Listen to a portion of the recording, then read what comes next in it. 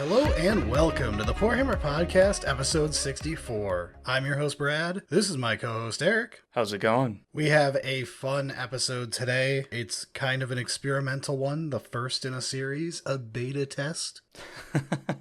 Something like that. We've been kicking this idea around for like the last 2 months now, and we're finally pulling the trigger and just doing one to see how it works. We don't know what to call it, which is partly why we haven't done it, but 3 ways to play? Yeah, 3 ways to play is what we'll call the series. So we'll do this on and off throughout 10th edition, like when new codices are out and we've got new stuff to play with. But for now, we'll do a beta test with one in 9th edition, and we're going to do Orks. Sounds good. Alright, before we get into the episode proper though, consider this your official notification as to the date for the 40K Black Library Book Club episode thing. We are going to be covering the Infinite and the Divine in detail on an episode that will air the week of June 6th / later in the week for the video version, but you get the point. You have until June 6th to read The Infinite and the Divine if you want to truly enjoy that episode, or it will spoil the shit out of you. I mean, either way, but I highly recommend reading it because I already have, and it's a very good book. Yeah, I think for the episode, we'll probably have like 2 or 3 minutes of just general, and then the rest of the episode is going to be spoiler involved. So if you care, you have a month or a little bit more. Read it and you'll be ready. All right, that's enough warnings for that, though. Let's jump into the episode. All right.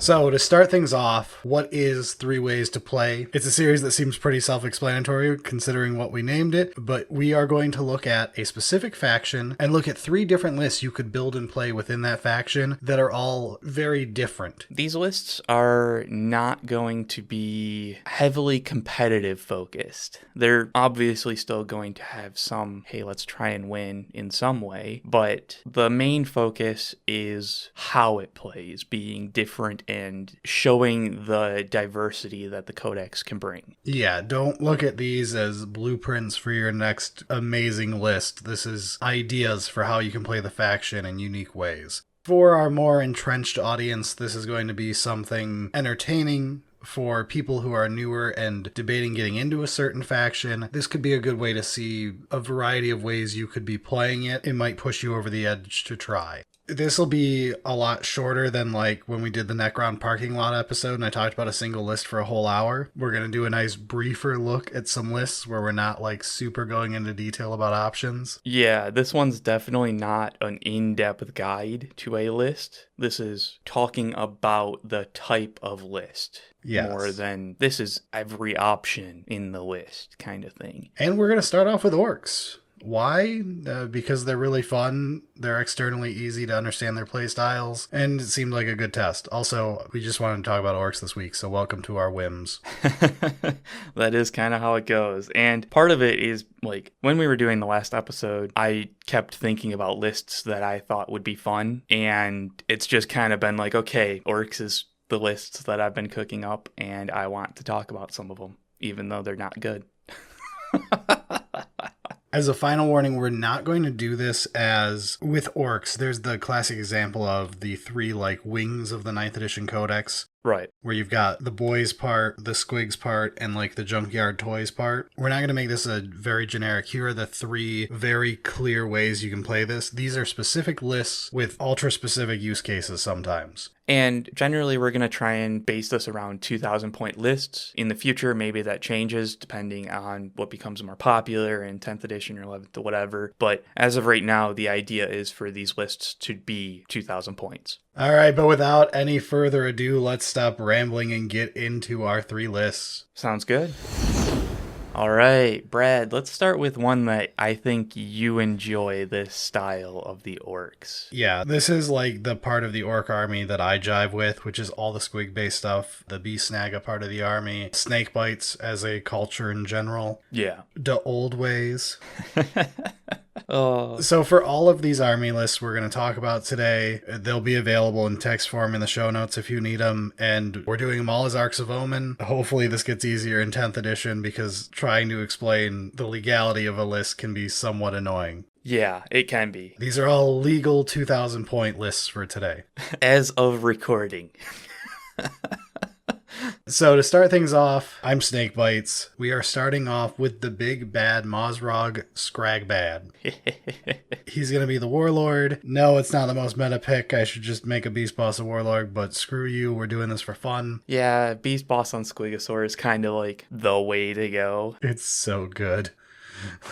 I think Mozrog is cool. Like, I actually was just building that kit this past week ago, and I ended up building the Beast Boss and Squigosaur, but I was extremely tempted to build it as Mozrog, just because it looks cool to me. Yeah, so he's going to get backed up by 2 more HQs. We've got a Beast Boss on Squigosaur, just so that we can have, both versions of the best kit. It makes sense. We're going to go with Zodrog Wartsnaga, because I'll never have an excuse to use him in a list outside of this, so screw it. Yeah, that's about right. I think he looks cool, but yeah, not an all-star generally. I love the idea of him like buffing up Grots and making like really strong little gobos. I hope that at some point in the future we can revisit Orks as this 3-list thing, and one of the ways is going to be a Grot army with, like the Grot tanks, Zogrog, just basically the runt herds. Flesh it out, that'd be cool. I love that idea, but this is as good as I could get for making this fun to play. Yeah, and I think Zogrog sort of makes sense in the Squig style list. So let's save my troops for last because it's kind of boring and it's just to fill things out. The main meat of this list is if we move into fast attacks. And I took 3 full squads of Squighog boys with full bomb squigs, the whole deal. Oh yeah, dude. So we've got a solid 18 Squighog boys in this list. And because I've got them, I threw in an extra pair of knobs on Smash a Squig. And I even kitted out one of those knobs to be like a really good buffy boy. So you've actually fully kitted out all of the Squighog boys, like as much as you can. Yeah, there's not much you can do other than giving them the Squig bombs, but I gave them each 2 bomb squigs, so... Right, because for every 3, you can get 1. Yes, and I had to check that that's how that rule worked. Yeah, I was confused as well. I was like, you fully kitted it out in some way that, like, yeah, you get 2 bomb squigs, which is cool,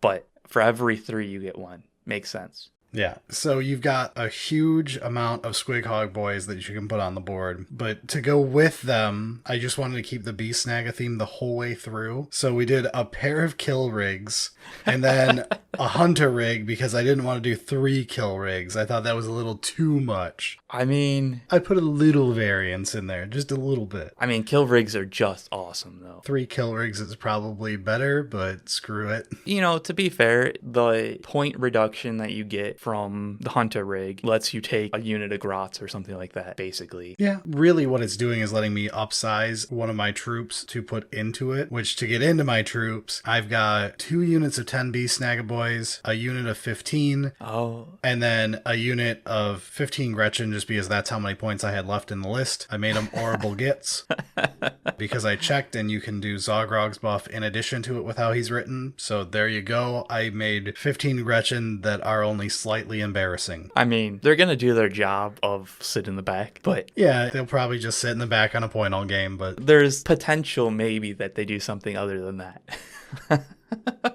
Power to you if you pilot this list and make them actually do something active. Yeah, that'd be stellar. But okay, so you've got a squad of 15 and then 2 10s. Yeah, the 15 because the hunter rig can carry 15 of them, so I figured why not? Just make it match, throw 15 in there, call it good. Right, because the kill rigs can only hold 10, right? Yeah, so just the way you'll end up playing this, at least with how I have it, is put all of the Beast Snaggas into the kill rigs and the hunter rig, slap down all of your Squighog boys, all of your characters, and those 3, and then I guess throw the grots on a back point just to hold it, and just unga bunga. I mean, it's a very fast list. Yes, everything in here moves pretty well, apart from the Gretchen, but that's not their point. Yeah, that's not their point. But, like, you're looking at 12-inch moves for the kill rigs and 10-inch moves for the Squighog boys. It's a solid amount of movement going on. And because I'm Snakebites, like, everything has that nice mix of pretty resilient and still slaps pretty well, well... Part of it slaps pretty well. This is where we get into, like, if we were redoing Snakebites rule, instead of Squig, it should probably say Beast Snagga, just to make it so more models work with the rule, but whatever. Because for whatever reason, the kill rigs and hunter rig doesn't work with that part of the Snakebites rules. They are tractors pulled by a squig but don't have squig keyword. Squigoths don't have the squig keyword. They're squigoths because when a squig gets big, it stops being a squig, I guess. So there we go. There's like literally one unit that works with snake bites, two with the knobs. I guess three because of the beast boss on Squigosaur, but whatever. But, I mean, it does help a bit. We're not completely wasting the culture. It's still about half my list gets the full culture effect. Right. Man, I just love thinking on how this, like, lays out on the board with the Beast Boss on Squigosaur, Mozrog, full units of Squighog boys, and then a few heavy transports that are kill rigs, hunter rigs. Like, it's menacing to look at. It's 500 pounds of chunk. Yeah. Everything in here is just big, beefy boys, and I love it. Yeah, very cool. All right, enough of list one. As much as the old ways are fun, we need to have you explain what you did in this list, because I put it in the show notes, and it all made perfect sense until I got to the very last model. Yeah, okay. So the list that I kind of put together and enjoyed on this one is Blood Axes. And we're going to go with elites as the compulsory. Doesn't really matter. But yeah, so I have a thing about loving commandos. I think commandos are really cool. It's without a doubt Eric's favorite orc model. I also like how Storm Boys get to play. Basically, anytime you get to cheat in deployments and that kind of stuff, it just kind of sets my mind churning and thinking of things. So that's one of the primary pushes that I had here. The other thing was the Stompa's cool, okay? You added a Stompa to a list of a bunch of sneaky stuff. So my thoughts here were, how do I make the Stompa win games, potentially? You don't. Agreed, but Commandos and Storm Boys do a great job of achieving the actual victory conditions type thing. Moving around the board, doing objectives. Yeah, they play the game. This list is very much not a get into a slog match with the opponent. It's very much a win because you focused on the objectives and how to actually get the victory points, how to actually win. And the Commandos and the Storm Boys, that's how you're going to do it. Gaz is just really good, so obviously I'm taking him. Boss Snickrot goes extremely well with the Commandos, and I'm like all in on the Commandos, like full list. Flavor-wise, if you're going like Blood Axes with a bunch of Commandos and stuff, I think Snickrot has to be there. Yeah. He should probably be the actual Warlord, but I know you did Gaz for this stupid reason. Yes, which we'll get to. But so the reason I'm in Blood Axes is because of Boss Snickrot and like how that just works in the Commandos and all that type of stuff. It just works well with both Storm Boys and Commandos for like doing sneaky stuff. If you want to be a sneaky git, you go Blood Axes. Yes, exactly. And that's how we're kind of winning. So the idea then was, how do I make it so that the opponent doesn't just focus on the Commandos? We're trying to be sneaky here. And the best idea, the most brilliantest idea, was to put a Stompa in the front of the battlefield that they focus on. See? It's brilliant. My genius sometimes is frightening. I wondered if you had some weird, like a Blood Axes strat or something I didn't know about to do the old, like, hide a Baneblade in the bushes trick. So you could, like, have a Stompa come out of a back line or something. But you're just using a Distraction Stompa. Yes. You went way past Distraction Carnifex. Like, Distraction Carnifex is down here on Earth. Distraction Stompa is, like, Galaxy Brain up in, like, high orbit. The little cherry on top is Gazgul's also a distraction. I get Distraction Gaz. I honestly, when I read through the list, is like, ew, Gaz. My inner Vorthos is like, no, I don't really want to put Gaz in the Blood Axes list, but okay, I get it. You need him to be your distraction. Like, yeah, you'll just shove him up mid-board and make him a problem. Absolutely. And then I was like, what's a bigger distraction than Gaz? I mean, it doesn't get any bigger of a distraction than Stompa. It just doesn't, man. I feel like you could have at least done, like, a Gorkanaut. Oh, yeah. And some other stuff with the other, like, 400 points you would have left. Well, I think actually, A Gorkanaut's like 365 with the piston legs to make it actually move. yeah, and I'm trying to think, like, could I do a Gorkanaut and a Morkanaut? Probably. I think Morkanaut's cheaper even. Morkanaut is cheaper. It's just really bad. But it's just funny that, like, you bring that up and I'm like, I could probably have 2 dumb distractions instead of the one big dumb distraction that the Stompa is. At least, if you had done that with Gaz and had it be the 3 of them, Yeah. I'm more on board with that. With the Stompa, like, what are you doing?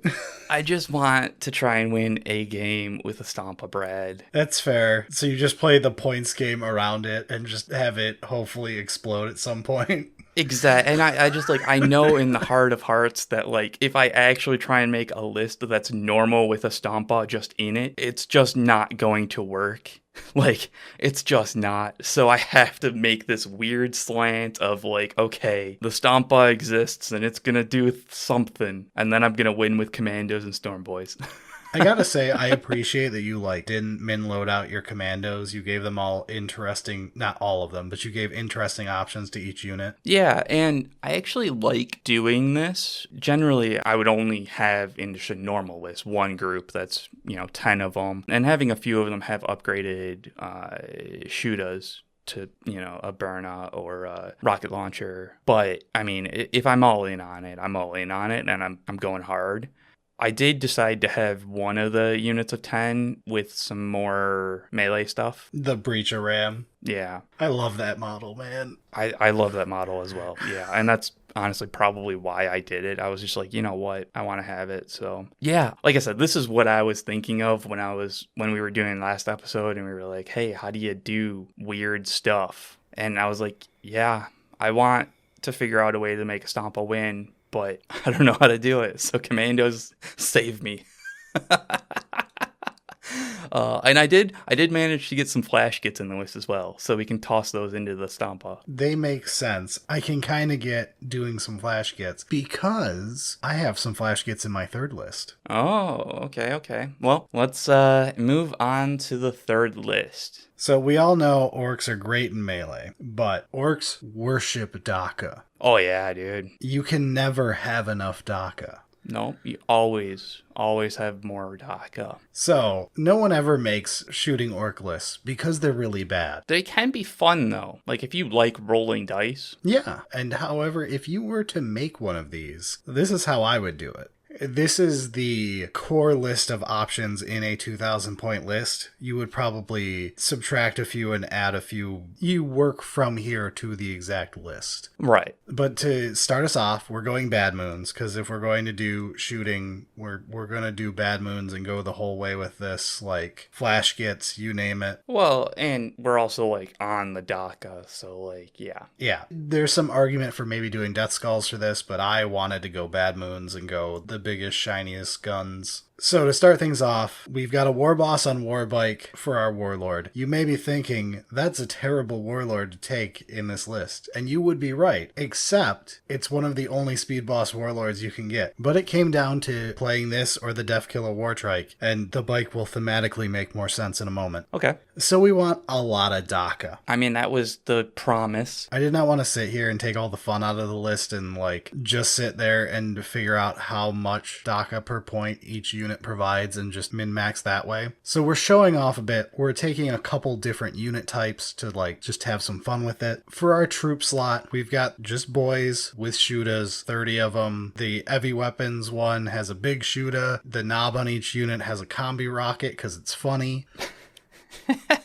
I don't think Shuda boys are a good idea, but no. We're playing the Dakka list, guys. You know what? Fair enough. And I mean, like, they're still boys, so like, they do the job that they need to do. They're fine. You just have them shoot at stuff and then they fall down. Job done. Job done. So we can move on to the fast attack where we start getting into the real fun stuff. Do you know how many shots a Boom Dakka Snaz Wagon gets in half range if you give it the souped up special? fuckload. It's like grab like 4 hands of dice and throw them. It's not that much. It's only a 100-point model. But you get a big shooter, you get the Grot Blaster, and you get the special itself, which the special, when you upgrade it to the souped up special, is Dakka 16/12. So you get 16 shots in half range. Yeah. I just knew it was a lot, but 16, huh? That's pretty good. And like, we're in this 100-point model getting over 20 Dakka shots. I mean, it still has orc accuracy. It does. Technically, I believe. The Grot Gunner doesn't work on the special. That would be actually really cool. Technically, the big shooter can get +1 to hit because it can be fired by the Grot. Right. Also, there's Burner Bottles, which I forget because it's an orc thing. You can just throw your grenades in addition. Right. So, moving on from there, we've got the Megatrack Scrap Jets, which I think is actually, like, outside of a souped up special, the better pick, because this one comes with the rocket cannon. You've got 2 twin big shooters and wing missiles. The twin big shooters, you can have one of them fired by a Grot, so at least one of them hits on 4s, and you get 10 shots out of that one, and then 10 out of the other one hitting on 5 still. Okay. Yeah. And then, okay, before we get to my favorite part, we're playing one Grot Mega Tank. I don't support doing this, but I had to put it in the list to show I at least was aware of its existence. Okay. It's a Forge World model. It's 90 points for $140 US. Ignoring Forge World, and please don't. Source your own. Do not pay Forge World. We're in Orks. We can have better. Yeah, this is where you loot other kits and you don't buy Forge World. Embrace the Grot looting, because the Grot Mega Tank is cool. I do love the fact that it's like D6 plus 6. I hate that movement. I hate it so much. I love it. It's so terrible. I love it. And it's the same thing with the Grot tanks. Oh man, the Grot tanks, big fan of those. But the Grot Mega Tank makes more sense on what you're trying to do with more Dakka, because they've got the twin big shooters. Yeah, and this is where the Mega Tank, you can take 2 twin big shooters and 3 big shooters, and just a random shooter in addition, and they all hit on 4s. That's a lot of Dakka, actually, from one model. It is, especially considering it's 100 points. It's just, don't buy the official version if you're going to play this. It's not worth the money. Okay, now it's time to make our war boss make sense. Okay. So, obviously, I wanted a speed boss just because it had the stupid Dakka rule when you run a speed wa. I kind of figured that's why we were in the speed wa of trying to have that go on. Yeah, like, a wa is better than a speed wa, but we're doing this for the memes. We need our extra Dakka shots. And I think with this amount, it is probably right to have the speed wa. So, if you're gonna have a casual 27 war bikers, you should have your war boss also on a war bike. Oh god. Wow. Did you know you can legally run 27 war bikers in a single list? I can tell you I did not know you could run that many. Did you know that every one of them has 2 Dakka guns on the bike? That's in addition to their melee profiles, which are really good. That's all of them, not just the boss knob? Every one of them has 2 Dakka guns. Okay, fair enough. And yeah, they do have decent melee, and I mean, they're on war bikes, they move quick. Yeah, every one of these bikes fires 10 Dakka shots over 2 guns, so it's 12 when you get +1. Nice. Yeah, there's a lot of Dakka from war bikes in this list. I like that. And they're probably my favorite thing. Like, the core of this list to me is running this many war bikes. And then whatever you got. I mean, I think it makes sense now why you chose the war boss and war bike. You're basically a war bike list with Dakka. All right, so let's move into the heavy support. He's a flavorful boy. I could have gone like more min-max with this, but it's 1 Death Dread. And instead of like min-maxing his loadout for like the most Dakka, I gave him on each of his 4 arms the 4 different shooting options he can have. So he's got 1 big shooter, 1 custom Mega Blaster, 1 rocket launcher, 1 Scorcha. I see what you're saying of like you could have just maximized the Dakka, but I do enjoy a Death Dread that's ready for anything. Yeah, and then for our other heavy supports, I just kind of like shotgun approached it and took like 3 different weird things. So I also did 5 flash kits, because why not? We're already in Bad Moon, so we might as well do flash kits too. Okay, I mean, not the most Dakka. No, but they're thematic to the list. They are thematic and they've got some cool weapons. And because I had 45 points left at the end of building the list, I have one mech gun. All right. And I did the custom mega cannon because it's funny.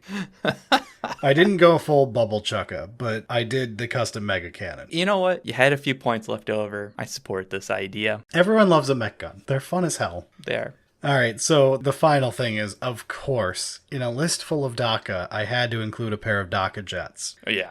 I gave them both the extra super shooters so that you have the whole whopping 6 of them on that model. Nice. And one of them I gave more Dakka to. Of course. So yeah, that's a lot of Dakka. That is a lot of Dakka. I really like this list. Before counting bonus shots, like each of the Dakka jets in half range fires 36 shots. Yeah. The war bikes each fire 90 per unit, and there's 3 of them. That's where it just gets insane, honestly. I mean, even the boys fire a good amount, because Yeah. it's 3 per boy in half range. The range is short, so you're not in half range that often if they're alive. Yeah, but at the same time, like, if you're gonna try and close with melee or others are trying to close on you with melee, it's very possible that they'll be in half range for the boys. Honestly, during your shooting phase, you're rolling a lot of dice. You're gonna miss most of them, but that's okay. Very cool. All right, so yeah, to just wrap things up, we had the old ways where you can play snake bites and a bunch of squigs and a bunch of bee snaggas. We've got blood axes where you can play a bunch of sneaky stuff like commandos and storm boys and a stompa.